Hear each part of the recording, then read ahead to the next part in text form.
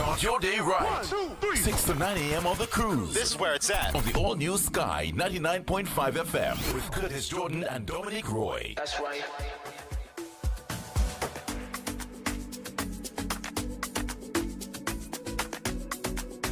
Well, Dominique, I was waiting for this moment. I couldn't wait to get into this conversation. And I think some of our listeners as well too, because they standard definitions of what they think self-care and self-work is, and we're really excited to have this conversation. We're introducing via Zoom Camille Quamina, and she's a clinical psychologist who specializes in treating adults and teens. Camille, good morning to you. Thank you for being here with us. Thanks for having me. I'm so excited to be here and have this conversation. Nice. Now we're looking forward to this because, you know, we know everybody's in their self-care bag. 2023 was the year of self-care. And we saw that as many things. As we were talking, Curtis, it was about, you know, going and first party, going to relax, you know, all these different things. Food. Food. My honest food. I put my hand up. I'm guilty of the food part, right? A nice chocolate cake, some cookies and cream ice cream. Yeah. So that was, for me, that was self-care. But we're seeing that, you know, yes, we're treating the outer part. And, you know, Curtis also spoke about the spiritual part, you know, the prayer, the fast and all of that. But then we also have another side to us. We're holistic beings. So tell us about that other side that we tend to neglect. Yeah. I mean, I like to always just start off by saying, you know, I think we all need to treat ourselves as though we have two bodies. A physical body and an emotional body. And I think given the history of the region and the history of Trinidad and Tobago, a lot of us sort of originated from survival mode. And when you're in survival mode, there are no luxuries. It's not what kind of bread am I going to get, it's I need to get a bread. Listen. So we tend to only take care of those basic needs, the physical needs essentially. And we all have this emotional body that requires a space and it requires care also in order to thrive, essentially. Yeah, I mean, talk to us about that survival Too much mode. of us in that zone, Or that like place. we never getting out of that zone, boy. Yeah, wow, boy. like a cycle. Yeah, I mean, the survival mode, I think it really links to, this is where I think there's a crossover between psychology and history. You know, we all come from, everybody who resides in Trinidad and Tobago, and even regionally, we have an idea of our history. Yeah. All of us come from trauma, a traumatic history. And so when you're coming from that traumatic history, it's difficult for the lessons that need to be passed down. Nobody is really focused on the emotional needs and on creating that space for yourself to thrive or to be able to function emotionally, which is just as important as taking care of the physical needs, if not even more important, because sometimes you can be physically ill, and if you're able to have your mind in a particular place or take care of your emotional body in a particular way, the whole experience of the physical illness can be different rather than a suffering situation. Right.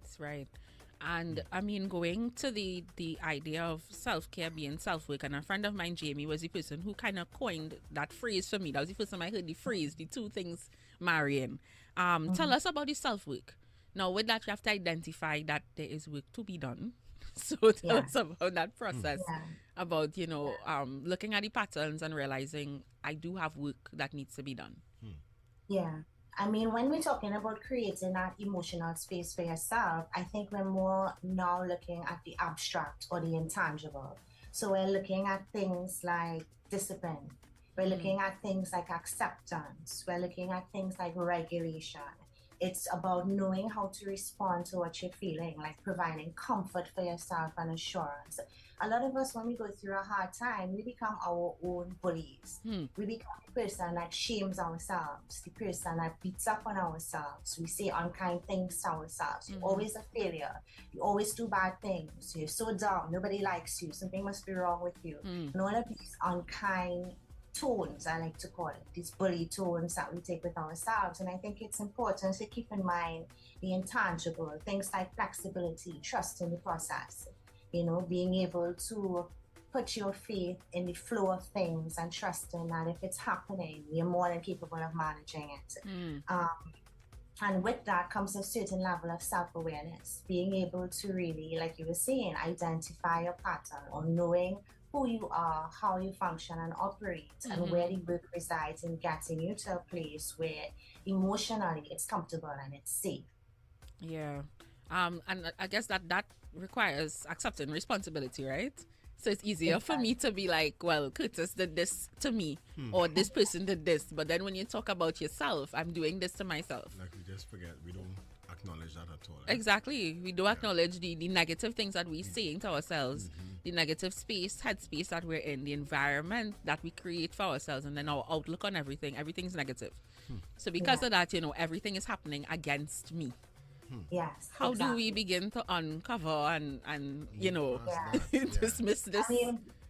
I think a large part of being accountable to self is, something I was saying earlier, where we become our own bullies. The only reason that you would shy away from seeing certain things or certain parts of yourself is if you're adding on a story of shame, or adding on a problematic story, or adding on a story that something is so wrong here. But if you were able to just step into acknowledging, well, this is going on, and cut that extra story that's, not factual or truthful in any way. Right. The only truth is that there may be some work which is expected with everybody.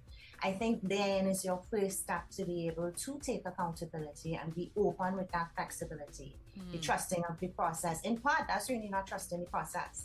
Because if I can't be accountable, then I'm not trusting that this is my work and this is the thing that I have to go forward with, which is normal, because we're all coming from somewhere where lessons are taught to us and nobody's perfect. So there are going to be things that are missed. There are going to be things that do require us to sort of do the rehab, the emotional rehab work with ultimately. Right. And so I think in stepping into that self-accountability, there's really a certain level of acceptance that we have to be open to.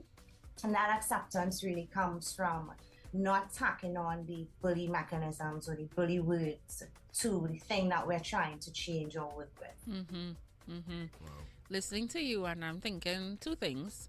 One, what's the next step? So I understand, okay, there's a pattern or there's behavior. I don't like how I speak to myself. What is the next step? Do I go into therapy? All of these different things. And also, as a parent, because some of us are parents, how do I now deal with that inner child in me and then still be able to parent my child and make sure that they don't end up becoming a young adult or an adult that is experiencing this trauma as well too?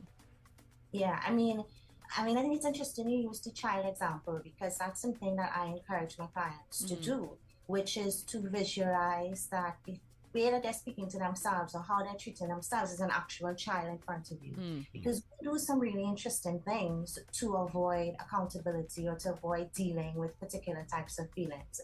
Some people flat out ignore it. And I always say, can you imagine if a child is coming up to you and saying, I'm so upset, this has distressed me so much, and you just turn your back and you walk away and you leave it there, which is what some of us do to ourselves. We totally leave it alone. We don't want to deal with it. So I do think that's actually a good way of checking yourself. And of course, I'm a huge advocate for therapy.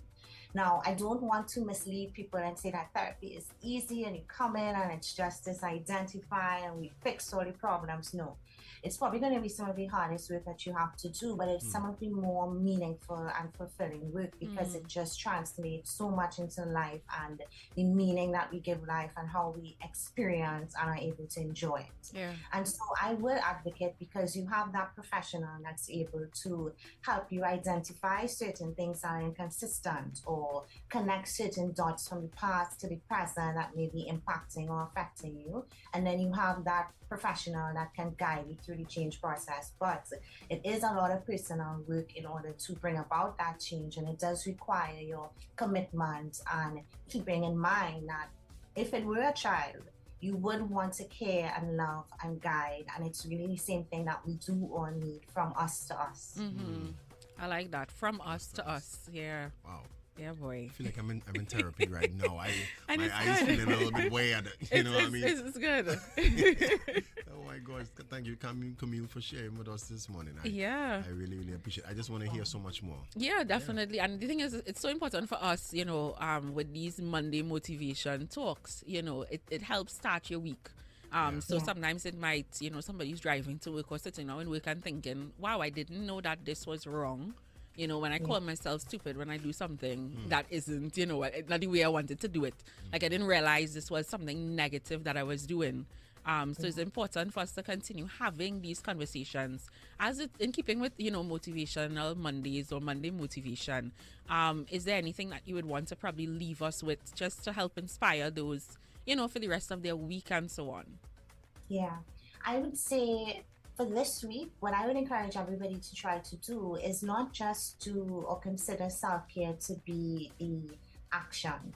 So I eat a particular thing or I watch a particular TV show. Yeah. I think that it would be really helpful and healthier to consider it like almost a space you're creating for yourself. I like we that. all have our home where we live and we try to keep it a particular way. It's almost this intangible space where you make it safe for yourself to simply be, to just exist. And I think that is more in line of the true definition or a healthier definition of self-care than, you know, some of the stuff we can kind of see floating around. I like that. I like that. Now, for persons who are listening and they're like, oh my gosh, I need to hear more, is there a public contact number that you could give that persons can reach you at if they want to further discuss this? Yeah, sure. You can always give me a call at 495-6285. And I'm also heavy on social media, and you can find me on Instagram, TikTok, Facebook, and it's all at Camille and Quamina. So you can check it out there. I have a lot of little nuggets of advice for free that you can, you know, read and try to incorporate into your life. Nice. So you can check it out there also. Thank you so much, Camille. We appreciate you. Thank you. Listen. Thank you so much for having me. No problem at all. Have a great day. All right. Thank you. You guys too. Have a great week. All right. Bye-bye. Take care.